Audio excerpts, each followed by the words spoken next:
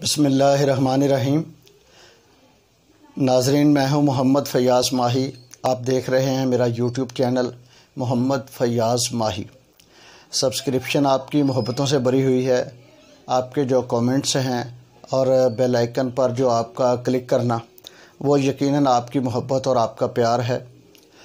تو ہم نے اپنے جو وعدہ کیا تھا کہ ہم آپ سے بالکل ایک اچھوتے اور نئے موضوع لے کر حاضر ہوا کریں گے، ایسے موضوع جو معاشرے میں برائی کی طرح پھیلے ہوئے ہیں۔ آج کا موضوع بہت دکھ والا اور تکلیف دہ ہے۔ تکلیف دہ اس طرح کہ ابھی میں دیکھ رہا تھا اور صبح میں نے اخبار بھی پڑھا کہ 4 سدہ میں ایک 2 سالہ بچی کے ساتھ 2.5 سالہ بچی کے ساتھ زیادتی کی گئی اور پھر اس کو قتل کر دیا گیا۔ بڑی بے دردی اور بے رحمی کے ساتھ قتل کرنے والے درندوں نے پہلے اس کی عصمت دری کی، پھر اس کی لاش کو، اس کے پیٹ کو تیز دھار آلے سے چاک کر دیا گیا۔ اس بچی کا نام بھی زینب تھا۔ آج سے گزشتہ 2 سال پہلے بھی ایک واقعہ ہوا تھا قصور میں، اس بچی کا نام بھی زینب تھا۔ قصور میں چھوٹے بچوں کے ساتھ مدرسوں میں، گھروں میں، کھیت کھلیانوں میں، بازاروں میں، دکانوں میں یہ جو بڑھتے ہوئے جنسی واقعات ہیں، جنسی زیادتی کے واقعات، یہ یقیناً ہمارے معاشرے کی ایک ایسی عکاسی کر رہے ہیں کہ ہم میں عدم برداشت، حوصلہ اور جو کہہ سکتے ہیں کہ بے سکونی کی سی کیفیت بڑھتی جا رہی ہے۔ ہم اتنے جنونی، وحشی، گندے اور درندے نما انسان کیسے بن گئے؟ یہ بہت ایک سوچنے والی بات ہے۔ 2.5 سال کی بچی، ابھی اس کی عمر کیا ہوگی؟ چھوٹا سا ایک پھول اگر ہم لے کر مسلیں تو ایک انسان ہونے کے ناطے ہمیں بہت زیادہ تکلیف ہوتی ہے، دکھ محسوس ہوتا ہے، احساس ہوتا ہے کہ ہم نے یہ غلطی کر دی۔ اس بچی کے ساتھ زیادتی کر کے بے دردی کے ساتھ قتل کرنا، پھر اسے کھیتوں میں پھینک جانا۔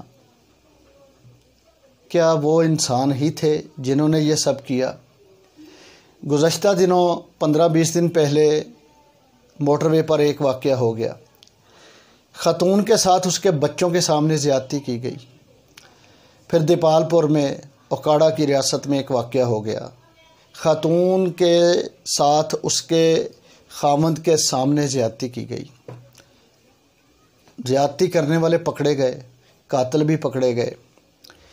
لیکن تکلیف اور دکھ اس بات کا ہے کہ جن گھروں میں صف ماتم بچھی، جن گھروں میں کوہرام مچ گیا، جن گھروں سے وہ فرد چلا گیا، وہ پھول سی بچی چلی گئی، وہ پھول سے بچے چلے گئے جو بے دردی کے ساتھ مسلے گئے، جو رون دیے گئے، اپنی جنسی حیوانیت کی تسکین کے لیے جو رون دیے گئے۔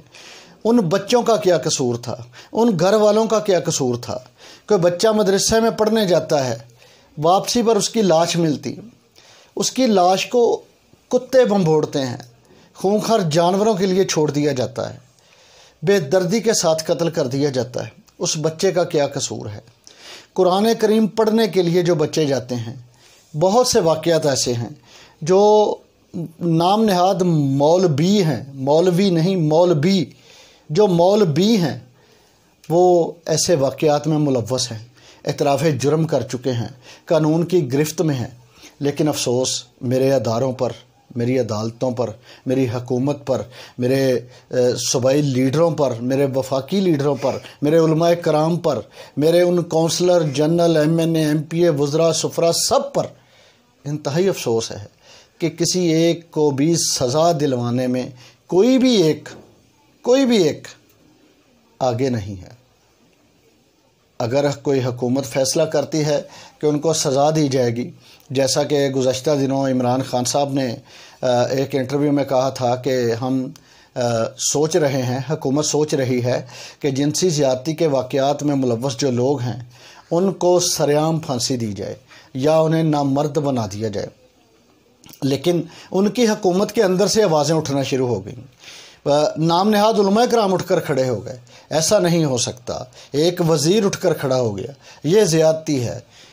عمران خان صاحب اور قابل احترام عدالتیں، ججز، جرنیل، آرمی کے وہ لوگ جو بارڈر پر ہم جیسے عوام کی جو سوئی ہوئی عوام ہے ان کی حفاظت کے لیے دن رات بارڈر پر اپنی جانیں قربان کر رہے ہیں، شہادت کے تمغے ان کے سینے پر سج رہے ہیں۔ میری ایک درخواست ہے، عاجزی کے ساتھ ہاتھ جوڑ کر، میں بیٹیوں والا ہوں، بچوں والا ہوں، میں خوف زدہ ہوں، میں ایک خوف میں مبتلا ہوں کہ میری زندگی کا تو تحفظ آپ لوگ کر رہے ہو، لیکن میری بچیوں کا محافظ کون ہے؟ میری بچیوں کا تحفظ کون دے گا؟ سرحدوں پہ کھڑے لوگ، میری پاک آرمی، میری افواج پاکستان، میری ملک کی بہترین عدالتیں، میرے ملک کی اس وقت کی سب سے بہترین حکومت، میں ان سے درخواست کرتا ہوں جو قانون بنائیں اس پر عمل کروائیں۔ چند منٹ کے لیے یا چند گھنٹوں کے لیے یا چند سیکنڈ کے لیے جذباتی ہونے کی بجائے، ضمانتیں دینے کی بجائے، مجرموں کو ضمانتیں دینے کی بجائے مجرموں کو سزا سنائیں، اس سزا پر سرعام عمل درآمد کروائیں۔ نبی کریم صلی اللہ علیہ وآلہ وسلم نے فرمایا تھا کہ اگر محمد کی بیٹی فاطمہ بھی چوری کرتی تو میں اس کے ہاتھ کاٹ دیتا۔ اس سے کچھ سیکھیں کہ چوری کرنے پر آقا علیہ الصلوۃ والسلام نے یہ فرما دیا تھا کہ اگر ان کی بیٹی بھی چوری میں ملوث ہوتی تو وہ اس کے ہاتھ کاٹنے کا حکم دے دیتے۔ وہ ایک عدالت تھی، وہ ایک اعلیٰ عدالت تھی، وہ اس وقت کے اعلیٰ ترین ججز میں سے جج تھے جو اس بات کو جج کرتے تھے کہ ناانصافی کہاں ہو رہی ہے اور کس طرز کی ناانصافی ہو رہی ہے۔ عمر فاروق رضی اللہ تعالیٰ عنہ کے دور کو اگر یاد کریں تو ہم وہ دور مانگتے ہیں، ہم ویسا حکمران مانگتے ہیں، لیکن افسوس اس بات کا ہے کہ ہم خود ویسی عوام نہیں بن رہے، ہم عدالتوں میں وہ نظام رائج نہیں کر رہے جو ہمارے قرآن کریم میں بتایا گیا ہے، جو شرعی طور پر ہے۔ عمران خان صاحب محترم محترم محترم محترم ترین جج گلزار افضل صاحب اور محترم جناب باجوہ صاحب، انتہائی احترام کے ساتھ عرض کر رہا ہوں کہ سزا سنانے کے راستے میں جو کوئی مولوی، جو کوئی عالم دین، جو کوئی صاحبزادہ، جو کوئی شہزادہ، جو کوئی زیادہ حرام زادہ کوئی بھی آئے، سب سے پہلے اس کو پھانسی پر لٹکائیں، ایک دو کو پھانسی پر سرعام لٹکا دیں۔ آپ دیکھیں گے انشاءاللہ اس ملک میں یہ جنسی زیادتی کے واقعات ختم ہو جائیں گے، نہ ہونے کے برابر تو بات کی بات ہے، ختم ہو جائیں گے۔ اذان کی آواز آپ لوگ سن رہے ہوں گے، میرے اس چینل کے توسط سے اذان کی آواز، اللہ کے گھر سے آواز آ رہی ہے۔ میری کہی ہوئی بات پر اللہ کریم کے گھر سے اللہ اکبر کی آواز آئی۔ اس صدا کو سمجھیں، اللہ ہم سے وہ فیصلے چاہتا ہے، وہ فیصلے کروانا چاہتا ہے جو فیصلے عوام چاہتے ہیں، جو فیصلے وہ لوگ چاہتے ہیں جن کے گھروں میں صف ماتم بچ جاتی ہے، معصوم سی کلیوں کو رون دیا جاتا ہے، معصوم سی کلیوں کو مسل دیا جاتا ہے۔ کس بات کا ماتم کروں، کس بات پر نوحہ کنا ہوں؟ میں بہت مجبور ہو کر، بہت ایک دکھ کے ساتھ، ایک کرب کے ساتھ، ایک تکلیف سے گزرتے ہوئے میں یہ اپنے چند الفاظ اپنے ناظرین تک پہنچانا چاہتا ہوں اور ناظرین کے ذریعے حکمرانوں تک پہنچانا چاہتا ہوں کہ سر اس بارے میں کچھ سوچیں، اس بارے میں کچھ کریں۔ مجرموں کو ریلیف دینے کی بجائے، ضمانتیں دینے کی بجائے ان کو سرعام پھانسی پر لٹکائیں، کتوں کی طرح ان کے جسموں کو ایسے بمبھوڑا جائے جس طرح ان لوگوں نے معصوم کلیوں کو مسلا ہے۔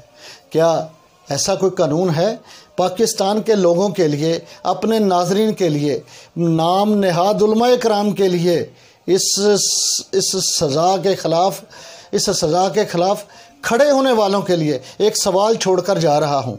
اللہ نہ کرے اللہ کے گھر سے آواز آ رہی، میں پھر کہتا ہوں خاکم بدہن، اللہ نہ کرے آپ میں سے کسی کی معصوم کلی کے ساتھ ایسا ہو تو کیا آپ پھر بھی اسی سزا کی مخالفت کریں گے؟